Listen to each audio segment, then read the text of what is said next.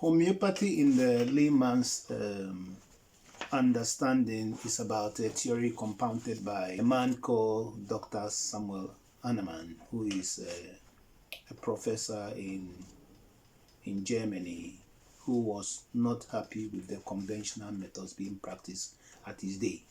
So he started thinking about complementary medicine, or alternatively, that could help people the same as the conventional medicine. And when they are falling, somebody has written a thesis on a Peruvian bark, which is quinine in the modern day language. And after writing the thesis and reading through what the person has written, he started putting a tiny bit of the quinine in water and then drinking it in a minute dose. So certain symptoms that he encountered, he put them on a paper. So he did that for a very long time with different plants. And then he came to a conclusion that different plants with different property can cure people. For example, if you have an onion and you chop them into pieces, whilst you're chopping them, you feel some form of stench going into the eyes, which is very irritating. So he found out that if somebody is having a similar symptoms like runny nose, itchy eyes, and water coming from the eyes, you can give them maybe onions pack, and then the onions will clear their symptoms. So homeopathy is about similar, law of similars. When you see other symptoms in certain plants and people are suffering from that same pathology in a way, then it means the person will be cured. So homeopathy is basically dilution, a tiny amount of a plant being sequestered, being put in water and then being shaken for a very longer time. Then it's potentized. Then people will be using it as a remedy. That is what homeopathy is about. Homeopathy has got a branch of herbal medicine, but they are not the same. But we've got an aspect of homeopathy that we call organopathy. Organopathy has to do with looking at your organs, say the liver, the kidneys, and having a particular organ remedy. Like for me, I like using milk thistle because it's a very good liver medicine for all forms of liver ailments. We've got barberry bark, which is also very general remedy for kidney problems. We've got so many plant medicine for organ. But when we're talking about homeopathy, homeopathy has to do with a tiny or in a molecular structure going into water and being shaken for a very long time. And when it's shaking, it means it is the energy of the plant or the substance that you are using that is going into the water. And when it is water and alcoholic base. So homeopathy is not the same as herbal medicine in that respect, unless you are using it as an organ remedy, stimulating the kidneys or the liver or the heart. In the heart, we use hawthornberry, which is a very, very good tonic for the heart as a general. I personally think that conventional medicine is very good.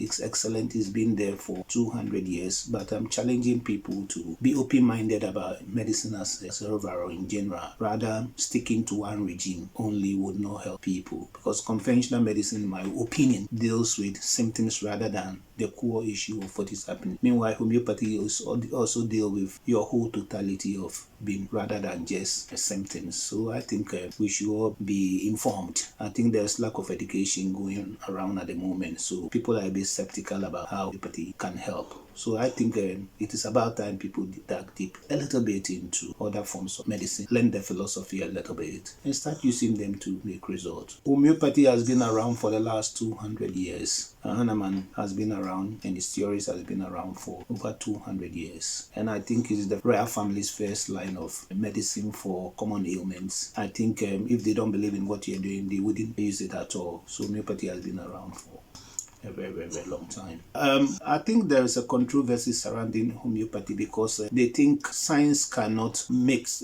Science doesn't bring out this validation. Science wants to know how a tiny molecular structure of a plant can be shaken for a very long time, tiny bit of water, and can heal people. So the argument comes to about whether water holds memory. If it holds memory, then the homeopathic theory is true, or it is quantum physics. I think these are very, very deep science. They're very elementary levels, but in the primary level it's very difficult to really explain what it is. So I will reserve my comment on that. Maybe in future we will go into whether water holds memory and quantum physics in relation to homeopathic remedies. But all that I can say now is that don't judge the book by the cover. You only need to try. For example, there's a simple remedy for injuries that is called arnica. Arnica is very good inflammatory remedy. For example, you get injured for a few minutes now and you took arnica, and there's swelling, it subsides straight away within 10-15 minutes. I've seen it work over and over and over and over. variable, and that convinces me a lot. I remember one time I was to go to work in the morning. I fell down off in the bus, coming down from the staircase. And then I fell down. I came home, I took some homeopathic tincture called Hypericum. The next morning, everything was gone. My nerves healed properly. So I am convinced that homeopathy works. But in theory, it's really difficult to really define. So this is why science says we are not accepting it. It needs to be evidence-based. But these are some of the evidence-based issues we're talking about here. Science, if it is not evidence-based by proving it scientifically, then it means science doesn't approve of it. Okay. So science is at the moment struggling to come to terms with how homeopathy works. It's been a major issue, a major debate for that. Basically, anything I'll ask you, how are you feeling? Oh, I'm having dizziness. Then I'll ask you what times of the day do you have dizziness? How long have you have your dizziness? Is there any particular food that when you eat, it brings on the dizziness? If you're a lady, I'll ask you whether you're having a menstrual problems, or I'll ask whether you have a sickle cell anemia and things like that. I'll find out your eating habits to find out what's going on. So based on your answer, I'll check into a book that is called our repertory. It's like a form of a Bible that will rearrange your symptoms in there, and then if it is really an iron, it tells me the medicines that comes out to prove whether you have iron deficiency. So I don't need the name of a sickness. I need to know about your symptoms and how you feel about things rather than a name of a sickness. So the name of a sickness doesn't matter to me. It's the symptoms that really is important. Fatigues, not sleeping properly at night, pale skin, etc., etc. Sometimes you see the person feeling dizziness and sometimes completely sleepless at night, wakes up feeling really tired, and these are typical signs of a simple anemia that anybody could just pick up. Or maybe sometimes you look into the eyes to see whether there is blood or not. In Chinese medicine, we have tongue analysis that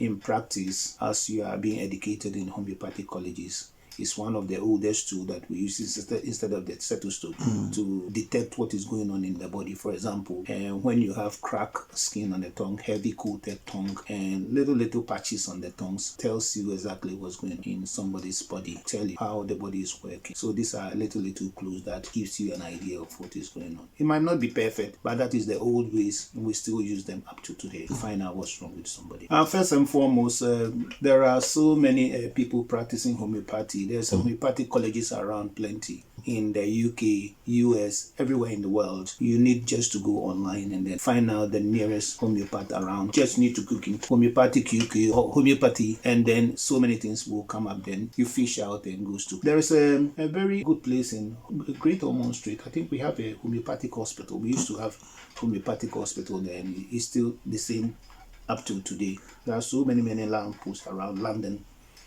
that shows that they were using homeopathy maybe 50 years ago, 60 years ago. It was very prevalent at the time. So I think it has been suppressed by pharmaceutical companies at the moment. So nobody's coming out to talk about homeopathy in depth at the moment. So maybe we need to train more people in homeopathy. We can only train more people when people have heard about it. What I've noticed is that the more people question about the credibility of homeopathy, the more it's becoming popular. So the news is being spread at the moment because knowledge is in it at the moment. So slowly people are getting there. Especially black people are not familiar with homeopathy, especially black African origin. It's very difficult for them. But in the other world, like the Indians and then Chinese and then English and then a lot of the English speaking countries in Europe knows about homeopathy.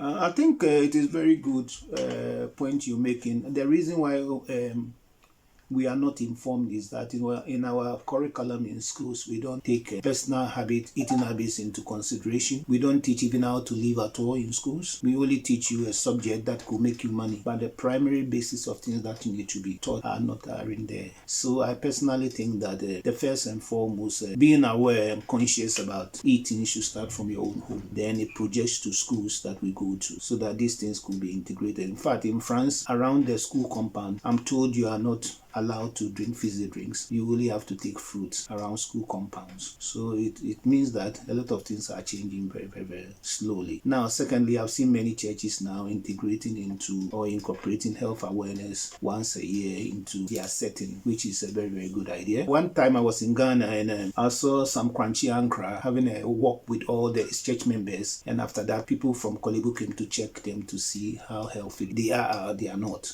So I think health awareness is becoming very prevalent, but it's taking very slow pace. And I pray that God touches a lot of ministers out also to spread the gospel in relation to health as well, because it's very important. We eat too much cooked food, especially Ghanaians. So we are always very ill. And any Ghanaian who has lived here for more than 10 years, in quotes, one way or the other, is a diabetic in my opinion. If it's over the age 20 or 30, or they are pre-diabetic because of the food and the way we do. Having said that too, we put a lot of pressure on yourself running around, wanted to make a living, 2 or 3 jobs without not eating proper food, which is nutrients dense or packed foods. So this is also hammering our health. And then the weather also is not favoring us, because we live in a hot climate and we've jumped into this place. So life is really difficult for us a lot here.